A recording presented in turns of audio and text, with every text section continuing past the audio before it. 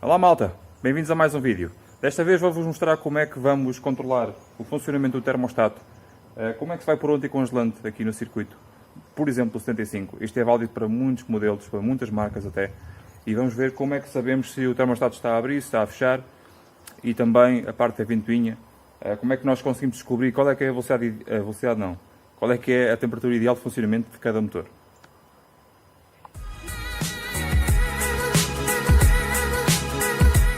Ora bem, este vídeo está a ser feito porque eu tinha aqui uma fuga no radiador. Felizmente foi possível reparar o radiador. Mandei um especialista de radiadores e ele foi reparado. Falta depois pôr o ventilador aqui no radiador, colocá-lo no sítio. Aqui no 75 não tem grande coisa que ver. Ligar o tubo de baixo, ligar o tubo de cima, como já viram em alguns vídeos que eu fiz sobre o 75. E depois vamos nos focar aqui na parte de enchimento, sangramento e método de funcionamento de cada componente aqui deste motor. Para fazer este trabalho não é preciso levantar o carro como está. Como alguns de vós poderão saber, o carro está no ar porque eu preciso de umas barras de torção. Não são aquelas são do modelo anterior, que já vêm a caminho. Foi um acontecimento um pouco infeliz, por pouco, e ficando sem ele num despiste, mas pronto, cá está ele. E então, a barra estabilizadora, a barra de torção que eu falei no vídeo, na altura eu considerei que ela tivesse partido, a barra partiu, estão aqui, considerei que elas tivessem partido por causa de corrosão, porque estas barras têm aqui uma manga de borracha, de plástico, seja lá o que for, e a água vai se metendo aqui por dentro e vai havendo corrosão. De facto há alguma corrosão de superfície, só que não é nada de especial. Então o que é que eu vi? Peço desculpa, tenho sinusite. O que é que eu vi nestas barras? Pessoal aí da metalurgia, o que é que vocês acham disto? Ora bem, eu tenho uma teoria. É uma teoria um pouco infeliz, mas é o que é. Estas barras de torção não são nada mais do que barras que são enroladas durante o seu fabrico e depois são temperadas dessa forma. E a função da barra é fazer amortecimento, mas ela só o faz para um dos lados. Portanto, se vocês montarem uma barra ao contrário, ela vai tentar desenrolar, por assim dizer. E o que aconteceu nesta barra foi mesmo isso. Ela desenrolou. Esta barra foi mal montada. Foi montada ao contrário. É esta a conclusão a que eu chego. A forma como ela partiu, ela desenrolou. E ela não tem qualquer tipo de corrosão interna. Portanto, muita atenção aí a montarem o material. Eu já mandei vir as barras e elas vêm sinalizadas, esquerda com direita, frente e trás. Já por causa disso. São barras usadas, eu sei, mas é o que eu consigo arranjar. Portanto, cuidado. Então, vocês perguntam porque é que isso furou, porque é que está a deitar água. O carro é velho, não é? Não tem nada a ver com isso. Vocês têm que perceber que o anticongelante é a coisa mais importante do vosso carro. Quando vocês têm água em vez de anticongelante, e vocês já devem ter reparado nisso noutras zonas, sem ser no vosso carro, em vossa casa também pode acontecer, a corrosão que é trazida pela água afeta as borrachas tal e qual como afeta nos metais. As borrachas, os O-rings, tudo o que é plástico e borracha vai ficar degradado da mesma forma ou ainda pior do que tal como nos metais. Então o que se passou foi que este radiador tem a parte central e depois tem as caixas laterais em plástico ou em metal, não interessa, mas fundamentalmente tem O-rings, tem borrachas a isolar essas duas partes. E com a falta de manutenção, esses O-rings ficaram a verter, ficaram comidos pela corrosão e ficaram a verter. Portanto, neste caso foi só uma questão de trocar esses O-rings, felizmente conseguiram arranjá-los e está resolvido. Então, vamos aqui recordar como é que funciona o sistema de arrefecimento do motor. Eu já fiz um vídeo sobre o termostato, a importância do termostato e a função e essas coisas todas. Vou deixar aqui o link em cima para vocês verem com mais atenção. Não vamos agora falar muito sobre isso. Vamos falar sobre isso, mas não profundamente. O sistema já está cheio com anticongelante. Como podem ver, eu tenho aqui este vasinho. Isto não é extremamente importante, mas é bom para vos dar uma percepção visual daquilo de como é que funciona o sistema. Tem anticongelante a mais? Tem, mas já lá vamos. Ora bem, basicamente o que é que acontece? Existem dois circuitos de anticongelante no motor. Motor frio, como está agora, o anticongelante situa-se todo na zona do motor e na solfagem. Portanto, o termostato é uma torneira térmica. Essa torneira só vai abrir a partir de X temperatura e vai se manter aberta dessa temperatura para cima. Mas já lá vamos. Ora bem, agora, quando eu for ligar o motor, o anticongelante vai andar a circular só pela zona do motor. Só pela zona do motor. E estas mangueiras aqui, esta e a de baixo do radiador, vão estar frias ou mornas, mas pronto, basicamente frias em relação ao motor. E o anticongelante vai andar a circular pelo motor e pela solfagem, daí termos ar quente no inverno. E no verão também.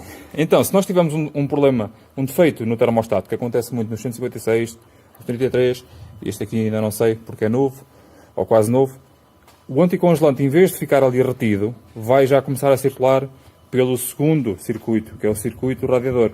Então, se vocês tiverem um anticongelante sempre a circular pelo radiador e não ficar retido no motor, vão ter aqueles problemas que eu vos falei no vídeo, a explicar como é que funciona a importância do termostato. Portanto, é muito importante que o termostato esteja a funcionar bem por muitas razões variadas. E como é que ele funciona, é isso que vamos ver a seguir. Vamos ver visualmente. Claro que eu vou-vos relatar, não é? Porque eu tenho que apalpar aqui e não tenho aqui nenhum termómetro para vos mostrar. Mas vou-vos relatar o que é que está a passar a todo momento. Então, de forma que vocês percebam melhor, eu tenho aqui, como já vos disse, aquela ferramenta. Quando o termostato abrir, vai haver sempre ar aqui preso no segundo circuito. E aquele nível de anticongelante vai descer drasticamente. Então eu tenho aqui já preparado o resto do anticongelante e vou depois encher ao nível perto do máximo, vejo que se ele se estabiliza naquela zona e coloco logo a tampa. A tampa é uma válvula, atenção. Coloco a tampa e depois espero que ligue o ventilador. Vamos fazer isto passo por passo para vocês perceberem tudo muito melhor, ok? Então o próximo passo, ligar o carro. Vamos estar atentos ali ao nível do anticongelante. Vamos deixá-lo ali assim um bocadinho onde está. Vamos ligar o carro e vamos ver nos primeiros segundos se o anticongelante baixa. Ele vai circular só pela parte do motor, primeiro.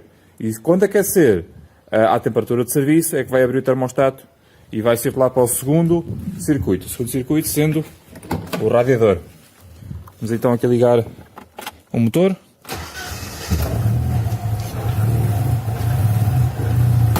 Ele está a trabalhar um bocadinho tosco porque eu ainda não tenho a pistola para ver o avanço da faísca, mas ele já vai ao sítio.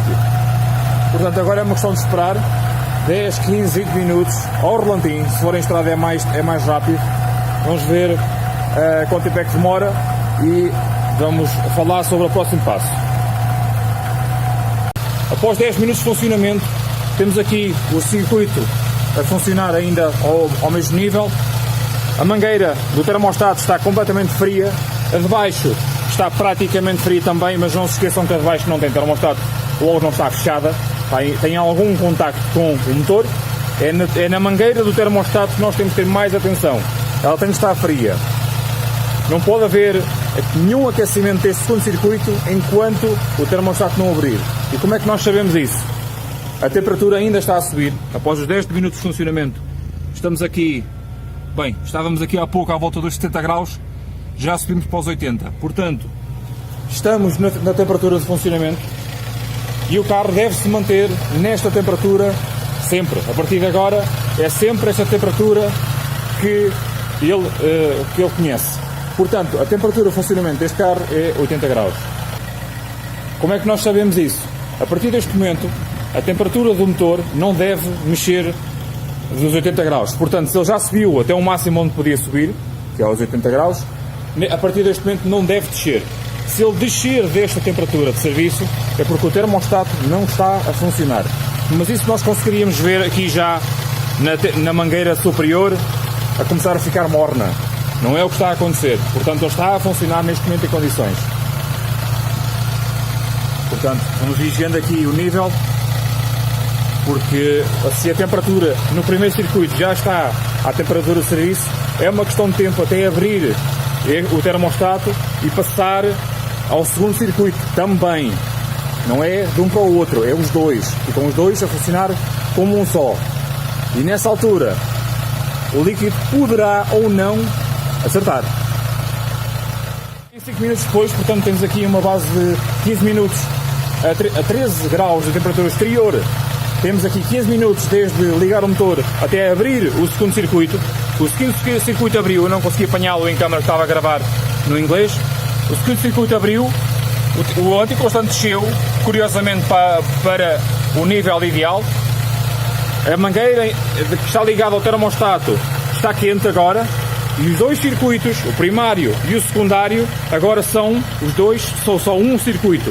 O anticonstante circula por todo o circuito, o primário, o secundário e o radiador de solfagem, ok?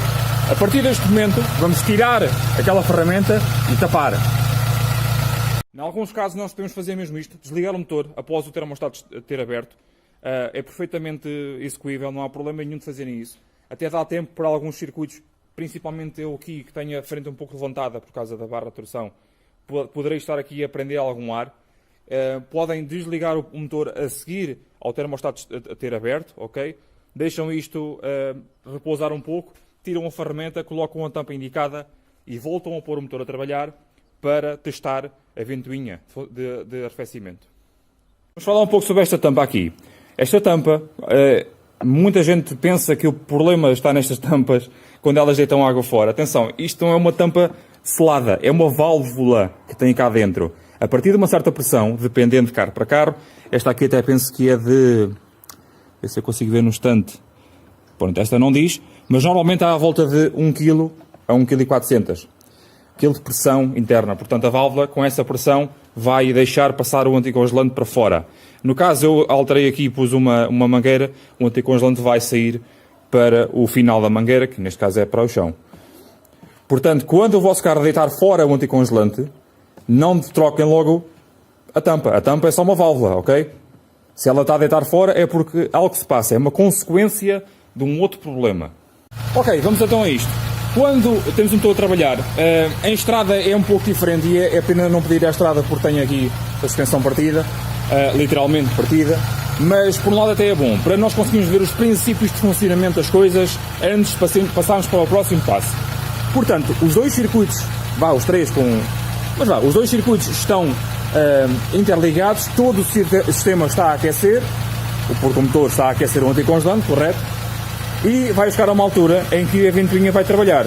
Existe neste caso um interruptor que está no radiador, quando chegar aos 89 ou 92 graus vai ligar a ventoinha. O mesmo acontece com o 33, com o 155, com o 156 também. Se bem que a gestão do 156 é um bocadinho diferente, mas nada de difícil de compreensão. Portanto, esta informação do temperatura do anticongelante primeiro vai à unidade do motor, depois vai para o relé e do relé vai para a ventilação. Para os carros com ar-condicionado automático e tudo mais, é muito mais fácil gerir a temperatura do motor dessa forma. Mas estou a divagar. Portanto, aqui vamos querer que o ventilador dispare. Ora bem, já disparou. Quanto tempo é que este ventilador está a trabalhar e qual é que é o intervalo de funcionamento entre cada disparo do ventilador? Essa que é a parte importante. Ok, o ventilador acabou de disparar, ele vai trabalhar durante 30 segundos, 40 segundos. Nós conseguimos controlar esta temperatura através do medidor de temperatura, como é óbvio, mas ele até poderá ter algum problema e nós não nos podemos fiar só por isso. Ok? Então o ideal é o quê? O ventilador trabalhar por um curto espaço de tempo, à volta de 30 segundos neste caso, e em todos os casos, à volta disso. E o mais importante a seguir isto tudo é o tempo entre cada vez que liga. Quanto menor for esse tempo, pior. Ok? Vocês têm de ter um tempo entre funcionamentos pelo menos 1 minuto. Portanto, 30 segundos de funcionamento, ele ainda está a funcionar, vocês conseguem ouvir. Ele vai parar durante 1 minuto, 1 minuto e meio, 2, depende muito da temperatura exterior. Estamos com 13 graus de temperatura exterior, porque isso depende bastante. E depois vai voltar a trabalhar mais 30 segundos. Se estiver sempre a trabalhar e não para, podemos ter um grave problema com o motor, tubos entupidos, ligações dos tubos entupidas. Tinha aqui uma grande obstrução neste tubo aqui e dá grandes problemas no motor. Agora voltou a parar o ventilador e vai demorar cerca de 1 minuto, 1 minuto e meio, 2, depende muito de muita coisa, ok? Isto é daquelas coisas que vocês têm que ir sentindo ao longo do tempo, têm que ir aprendendo e sentido com o próprio carro, ok? E cada caso é um caso. Portanto, está desligada. Podem também ver aqui, não existe grande pressão no tubo. Há sempre alguma pressão, como é óbvio. O sistema é pressurizado, é um circuito fechado, não é um circuito aberto. E então, aqui temos. É assim que funciona o sistema. Cada caso é um caso, mas o princípio de funcionamento de todos os sistemas de arrefecimento de anticongelante é assim que funcionam. Se tiver alguma pergunta, deixem nos comentários abaixo. Eu vou fazer os sistemas de arrefecimento para todos os automóveis que eu tenho. São só 4, mas pronto. Muito interessante ali o 156, o método de funcionamento do arrefecimento. Muito interessante mesmo. O 155 também já tem uma coisa parecida com o 156. Vai ser também bastante interessante. E o 33 é basicamente o 75 em ponto mais pequeno. Tem menos anticongelante. 9 litros de anticongelante que este circuito leva. Portanto, às vezes demora muito tempo para dar a volta. Boa bomba de água, bom radiador, tubos desentupidos, bom anticongelante é crucial para manter a saúde de todos os motores, de todas as marcas e modelos. E aqui está feito. O circuito está purgado, está tudo a funcionar como deve ser. Não há aqui problemas nenhuns que eu veja. Se quiserem procurar por fugas, agora é o momento. Não abram ainda a tampa. Agora o circuito está pressurizado. É agora que as fugas, se existirem, é agora que elas vão aparecer. Portanto, procurem pelas tais fugas. Façam uma condução como quiserem fazer. Não abram ainda a tampa. A primeira vez que se faz que se abre um circuito e se mete ar no sistema, há sempre ar no sistema que fica. Com certeza que há. E não se esqueçam que o ar pressurizado cria mais pressão do que o líquido, por causa dos vapores. O vapor cria muito mais pressão do que o líquido, em estado líquido, claro.